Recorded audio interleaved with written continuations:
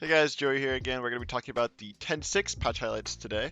A couple of buffs, couple of nerfs, as well as changes to the ranking system, which will be, I guess, pretty cool. So the first thing we'll talk about, I guess, is the change to the ranking system. They're trying to make it less likely that teams will have an imbalanced number of autofill players. I assume this only really affects the high elo. I assume at lower elo, most positions are being filled on the majority of games, but in high elo, there are games where there's like three or four auto or two or three autofills, so hopefully this will change that. I mean, can't expect higher queue times now, which kind of sucks because I was already getting like 30-40 minute queue times sometimes. So we'll see how this changes ranked for higher elo. I mean, it'll be interesting for sure. Moving on to the champions, the first thing we have is a Nivea buff. It's not really a huge buff. It's just a really small like upgrade to the iced, and I believe iced is the passive of Anivia, like to make the E do more damage. Um, so just a longer time that you can cast that after the glacial storm. I don't think this is going to push Anivia into meta. It's kind of like a nice quality of life thing. Next up is Aphelios, and finally they are doing something about Aphelios' damage, which is very nice. The first thing they're doing is making his red pistol not heal as much. I didn't know this until I read the patch notes that he gets 8% lifesteal on his pistol for damage dealt. And like that's insane level one, I feel like. He just has so much sustain that he just shouldn't have in the early stages of the lane, like compared to every other AD carry. It just was like really nuts. Um, but they're nerfing that from 8 to 25 to 3 to 20, depending on level, of course. Nice to see that. They're also making his flamethrower gun do less AoE damage at level 9, down 15% from 45 to 30%. And then his crescendo is also doing a little less damage, 6% on the low end, and then what, 9% on the high end. Not really too much damage nerfs on all the guns, but like overall, I think it's a good step forward to making Aphelios closer to balanced, because the champion is just like terrorizing. It's way too strong. I've seen Aphelioses that are like 1 in 7 get pentakills. Like it's just ridiculous, the champion right now. So good to see him getting a little nerf.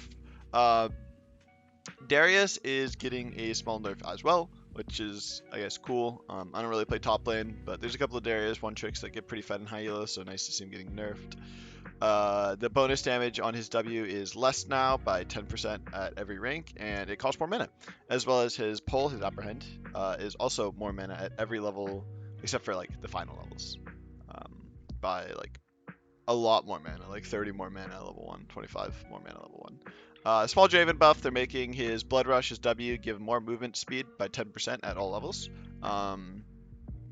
Nice for Draven for sure. He's going to be able to trade a little bit easier in lane. Not really like an insane buff, but with Aphelios getting nerfed, I'm sure a little bit more Draven will be played for sure. Garen is getting magic resist nerfed and critical damage on his E reduced. I haven't seen too much Garen, but the one Garen I did see recently that built Infinity Edge Essence Reaver kind of was one-shotting everybody, so interesting, I guess. Not really sure how popular Garen is at other elos, but nice to see a little bit of a nerf to a champion that's insanely tanky. So now a Hecarim buff that they're doing is R is being increased, the duration of the fear, based on how far the Hecarim travels in his ult. So if it's point blank, it's still the same amount of fear, but if it's like max distance, it's like a 0.5 second longer of a fear. Again, quality of life, not really going to push Hecarim to meta, but I'm sure people will enjoy that. So now they're buffing Kayn Orb gain speed, which is nice. So 10 to 13 minutes of the gain, he gets increased by 15%. Or is orb gain speed, yeah, 15%. It just makes Kayn get form if he hasn't interacted with champions in the early game faster. I guess again, quality of life, because Kayn really isn't a champion until he gets his form, in my opinion, and then he becomes a champion. Pretty big Kindred buffs actually. Overall, they're doing a lot to her. They're giving her 1 higher attack speed growth. They're giving her a higher mana regen. The mana regen is irrelevant, but the attack speed growth is, sorry, attack damage growth is nice. Gonna get like an extra like 8 AD at level 18 or something like that. But I mean, free stats, right? And then they're making the W frenzy healing a lot higher at early ranks. So instead of 32 rank 1, it's 49 now, which is pretty good. And then they're also making her ult, or yeah, um, stronger at every rank by 50, 75, and 100 based on rank. Overall, just nice buff for Kindred. I think this actually might put her towards meta. I'm not too sure about the jungle matchups for her, but if the jungle matchups are good for her, then I'm sure she'll start seeing a lot more play, because that's a pretty decent sized buff. Morgana is getting a slight buff. I don't think this will really change Morgana at all. Morgana is going to be good in the matchup she's good in. She's going to be bad in the matchup she's bad in, and it really doesn't change that. All they're doing is giving her 5 more movement speed base, which is nice for sure. And then her Black Shield is going to be a little bit stronger in early ranks, which is nice because you don't really put points into Black Shield until like level 8. It's the same at max rank. I really don't see this doing anything to Morgana. She's not going to become like OP or picked more often. She's probably going to be the exact same champion that she was, just because of how the champion functions in the game. Slight, very, very slight rise buff. They're giving him higher mana regen growth by 0.2, and then they're making his W spell Rune Prison deal a little bit more damage as it increases in rank. You don't really put points into this early, so I don't think this really changed anything. It's just increasing rise damage later in the game, which is kind of interesting because rise damage later in the game is already pretty insane. Alright, one of the bigger ones for this patch is probably the Senna change. This and Aphelios are probably going to start shaking up the AD carry meta a little bit. So what they're doing is they're making the attack damage per soul down by 25 or 0.25 AD. So now it's only giving 75 AD or 0.75 AD per soul, as well as they're making the time that you can steal a soul steal a soul and do the percent max or percent current health damage a lot lower, or sorry, a bit higher. At early ranks. So at level 1, it's now 6 seconds instead of 4 seconds, and at level 6, it's 5 seconds, and then at level 11, it's the same. I don't think this is going to make Senna not playable in support, especially with Famine. It's just a little hit to her, and I think it'll bring her closer to balance, which will feel nice. I think the Senna Famine lanes are still like really strong because of how oppressive they are, so I don't think this really matters. Small nerf to Shaco base attack, his R clone damage. Nice nerf, I guess. Not really a big change to him, but I'm sure Shaco players will hate it. They are now buffing Soraka again after nerfing her and then buffing her and then nerfing her and like all this shit. Like, can they just decide if they want her to be meta? Like, it's really troll. But they're making the Q healing higher at early ranks, as well as the movement speed you're getting from that higher as well. I think this is closer to what it used to be for the movement speed before they nerfed Soraka top. And the Q healing, I mean, pretty irrelevant. 10 HPs are really not making a difference, right? So a new change they're doing to Twisted Fate is they're making his blue card ratio a lot higher and his red card ratio a small bit higher. I think the blue card is getting a one-shot now. Like, that seems so fucking strong. If you get like Lich Bin and blue card, like, I feel like that's just so much damage just in one ability. But I guess then you're not stunning, so you can't follow up with your Q. But I think it'll be an interesting change. I've seen a lot of people already talking about TF becoming a little bit more meta because of this, even jungling with like Predator or something, or mid lane with Predator. Like, it'll be interesting to see if people start picking up TF, because this change, like, it seems small, but it also seems like it could be pretty big. So we will have to see. And TF does seem like he would be good in the meta because he's a roaming mid laner, and those are pretty good for solo queue right now. So Urgot, they're decreasing his Q slow duration and increasing his E stun duration.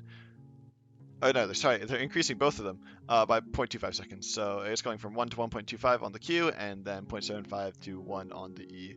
Yeah, nice quality of life, I guess, for Urgot. Like I said, most of these changes are probably just going to be quality of life. Veigar is gaining base 80, 80 growth, and armor increased, as well as Q damage increased.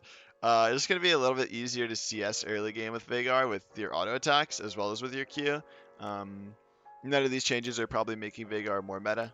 It's just like, again, quality of life. A little bit of damage on Q is going to feel nice for sure. And just being able to hit like a CS more, like, you will definitely feel the change when CSing. It'll be a lot easier to CS on the champion for sure. So now they're reworking Wukong by a little bit. I didn't actually read these before the patch, or like before I started recording, so I probably should have read the Wukong one.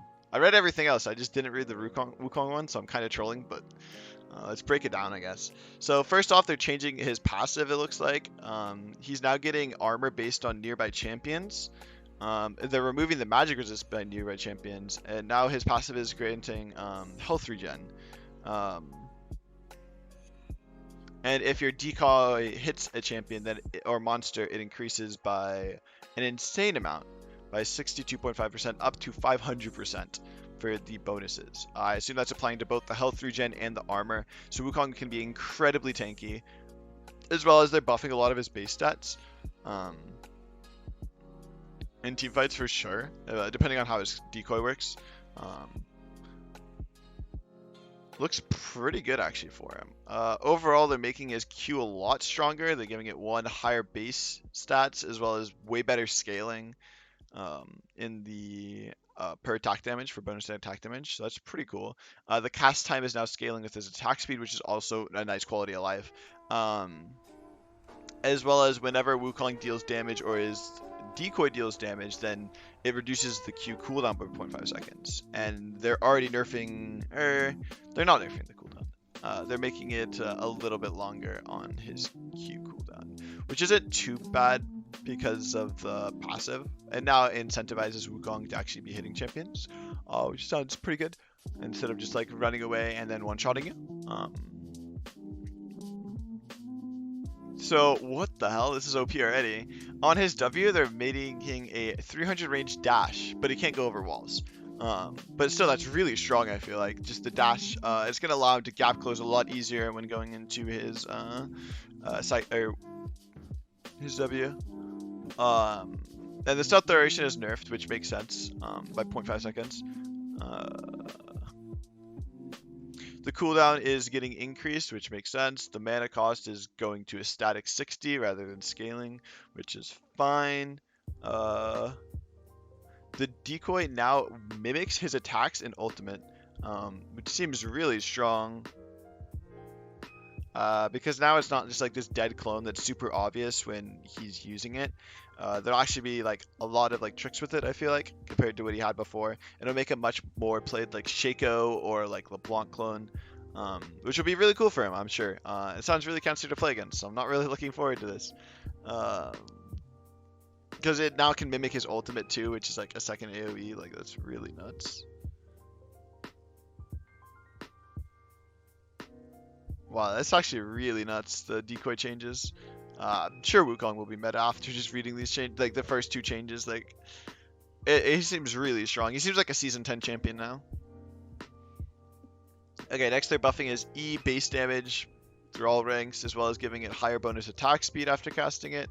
The duration of attack speed is also increased by a second, and the cooldown is now nerfed except for at max rank, as well as the mana cost is down, which is decent. I mean, like, seems fine. Seems like a bit of a buff to his E. The duration will be nice for sure, especially with the new passive to his Q, where it gets reduced when he auto attacks. I'm sure that will be overall really good for him. So now his ult change, Wukong can now cast his ultimate a second time within 8 seconds. The second cast can knock up enemies a second time. What? What? The knockup duration is getting reduced, as well as the spin duration getting massively reduced. I assume that's to make it so like he's more of like a CC champion now and not just like a spin and then he can't do anything, as well as incentivizing him again to just be auto attacking. And now does max health damage rather than flat damage, which is really nuts actually. He gets 20% movement speed for just overall being in his spin. The damage tick rate is going up, and now applying Conqueror, which is really nuts.